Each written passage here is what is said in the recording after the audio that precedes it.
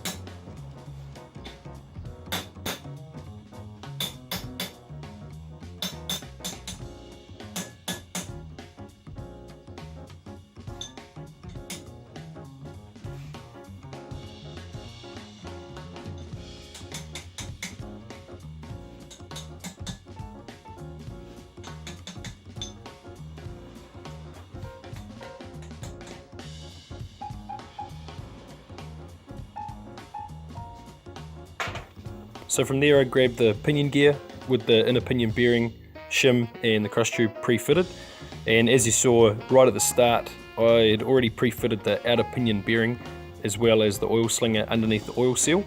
So as I slide the pinion gear up inside the diff carrier, we're trying to align the pinion gear shaft with the inner diameter of the forward bearing.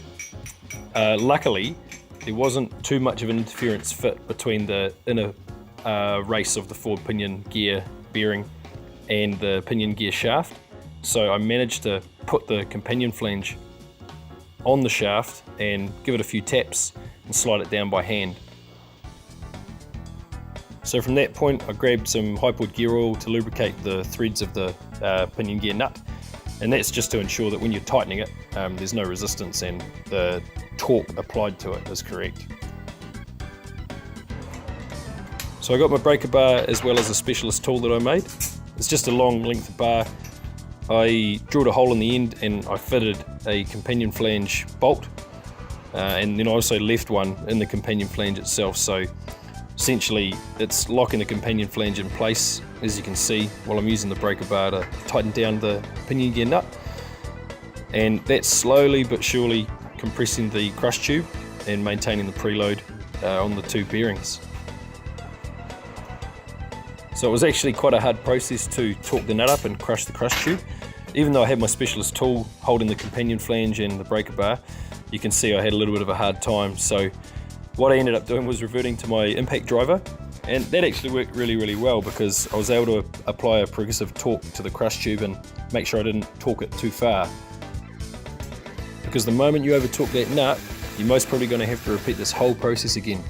The crush tube's a one-time use, and you can't back off the nut to decrease the preload. If the preload's too high, your bearings are going to be too tight, which means they're going to wear out prematurely. But if you back it off, your crush tube isn't going to return to its original value, so there's going to be slop in the two bearings. What you're going to have to do is get a new crush tube and start right from square one. I was pretty lucky, I came quite close, and to be honest I was probably on the higher end, but it worked out, as you'll see very shortly.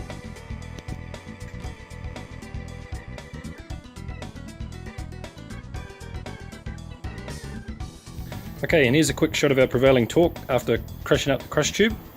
We've got our indicator on our torque wrench set to 0. As I start to rotate that, so it comes up to approximately 15 inch-pounds. Give that a couple of revolutions. Have another look. So there we are. And our book specification tells us we need to be between 12 to 17 inch-pounds. So pretty spot on. So I got some more gear oil and I pre-lubricated the diff head in the spots where the side bearing cups will slide. I also pre-lubricated the side bearing cups and the bearings themselves, so it's all ready for installation.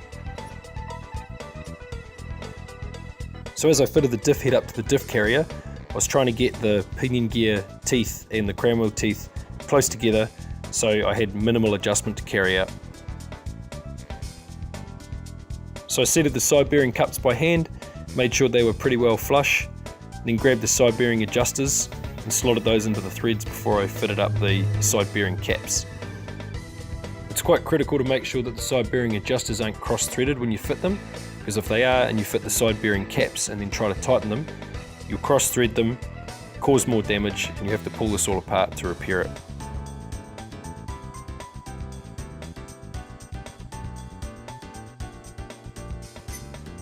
So from there I grabbed the side bearing caps, fitted them up, made sure they were fitted correctly, nice and square and sitting flush with the diff carrier.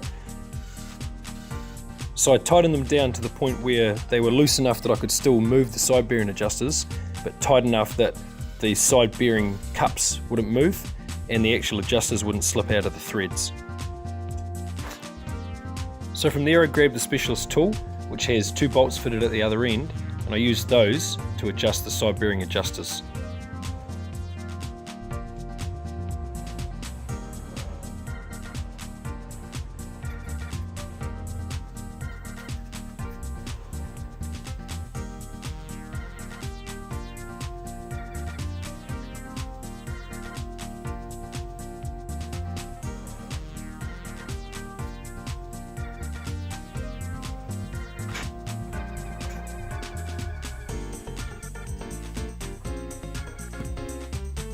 I also used my DTI throughout this process to check the backlash. So if the backlash was too great, I'd unscrew one side bearing adjuster, screw the other one in to move the cram wheel towards the pinion gear, decrease the backlash. Vice versa, if the backlash was too small, I'd unscrew one and screw in the other to move the cram wheel away from the pinion gear and increase the backlash.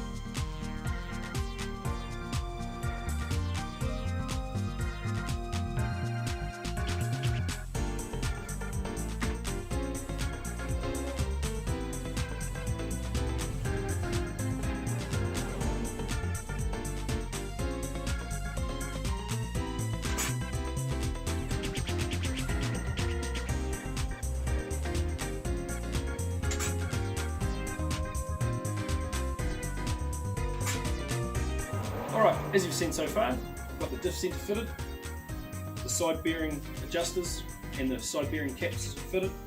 Now I'm just going through setting up the backlash. So the book specification tells me that I need to be between 5 and 7 thousandths of an inch, and I'm aiming for about 6 thou, and that'll help to give me a good tooth contact pattern. So I've got 3 dots marked at the locations around the crown wheel. So I'm going to measure the backlash at 3 locations to make sure we're within spec of that 5 to 7 thou, aiming for 6 thou. And that's looking pretty good so far. So I'm going to carry on and measure up the last 2 spots. Alright, so as you can see we're sitting at 0, and when I rock the crown wheel,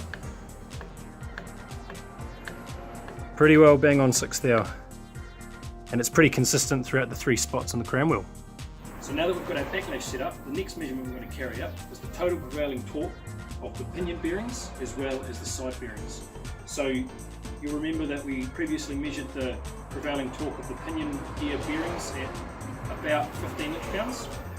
So now that we've squeezed up the 2 side bearings to shift that crown wheel over and set up the backlash, that's set a preload on those. So we're going to take our 15 inch-pound reading, and then we're going to add about 5 inch-pounds to that, which is what the book specifies that preload for the side bearing should be. So in total it should be approximately 20 inch-pounds. That's what we'll be aiming for. Alright, so we've got the torque wrench set up, and as I start to move the torque wrench you should see the reading come up and stabilise at about 20 inch-pounds. So we'll go through a couple of revolutions as before. When we stop, we'll check the reading, and we're just a shade over, I'd say 21 inch-pounds, which is perfect. So if I needed to change that prevailing torque, I'd be using the side bearing adjusters here and here, the same ones I've used to set up my backlash. If the prevailing torque's too low, I can tighten these up, which will increase the preload on the bearings and increase the prevailing torque. And vice versa, if it's too high, I can loosen these side bearing adjusters off, which will decrease the preload and decrease the prevailing torque. After you've done that, it's prudent to go back and double check your backlash to make sure any adjustment you've made to those side bearing adjusters hasn't affected your backlash, or if it has, to make sure that it's still within spec at least 3 places on the crown wheel. So now that we've got our backlash and our prevailing torque dialed in, I can go ahead and torque up the cap bolts and fit the lock tabs to the side bearing adjusters to make sure they don't back off. Then I'll move on to checking the tooth contact pattern, and after that we'll be on the home stretch. So I grabbed my foot-pounds torque wrench and set that up to 63 foot-pounds, which is the spec in the book for the bearing cap bolts. I don't think there'd be any harm in grabbing some Loctite or thread locker, applying it to the threads before fitting those, just to make sure that they don't back off under normal operation.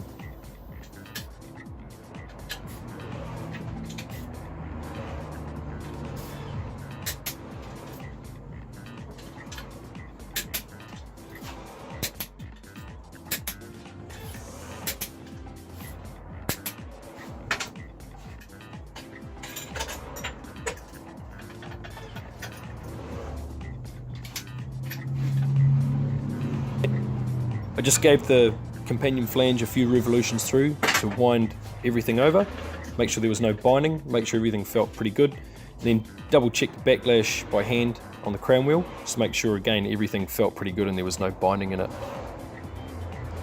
The side bearing adjuster lock tabs are probably what can best be described as small 90-degree fingers, and they sit in the cutouts in the side bearing adjusters and then they bolt to the side bearing caps, and that's just to make sure that the side bearing adjusters don't back off, and if they do back off, those little lock tabs are going to stop them backing off any further.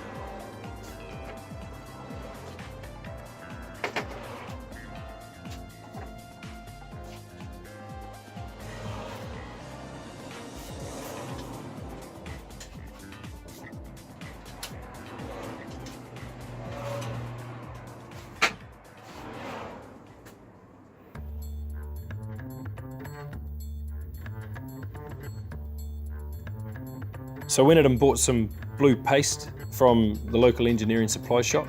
I grabbed an artist brush so I could apply that blue to the drive side and the coast side of the crown wheel teeth. Then what I did was applied a simulated load by hand on the crown wheel and used my other hand to wind through the pinion gear, and that's just to try and simulate what the contact pattern will be when the vehicle's under load or when the diff's under load under normal operation. It's not the most accurate way of doing it, but it was the best way I had to make sure that I had an accurate tooth contact pattern that I could read and make adjustments as required from there.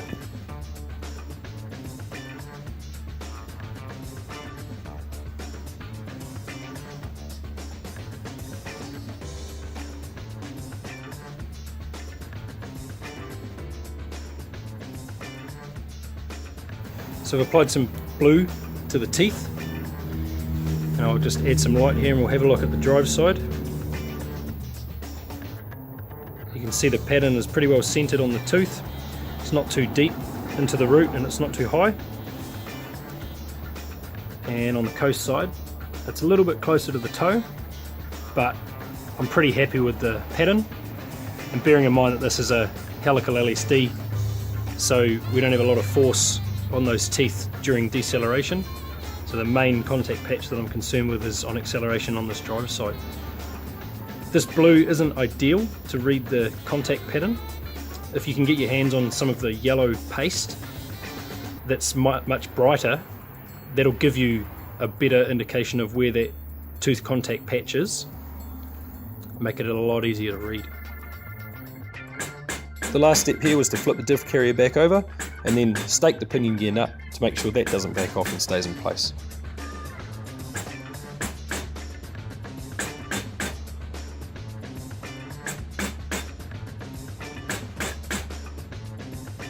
So here it is, the finished S-Series diff head with the Altezza Torsen LSD centre and the 4.1:1 cranwheel and pinion drive set. It's taken me a little bit of time to get this video out, so thanks very much for those that have stuck around right to the end. I hope you've learned as much as I have through this process. I'm also really happy with how my diff carrier mount turned out. It made it so easy to go from the cranwheel side around to the pinion gear nut side. So if you guys are interested in making one of these for yourself, be sure to check out my previous video on how I went about it. But as usual, if you've enjoyed the video, give me a thumbs up. Make sure to comment down the bottom, let me know what you thought, and let me know what you guys have been up to as well. And be sure to click that subscribe button to make sure you keep up to date with all my future videos. So thanks again, and until next time, see you later.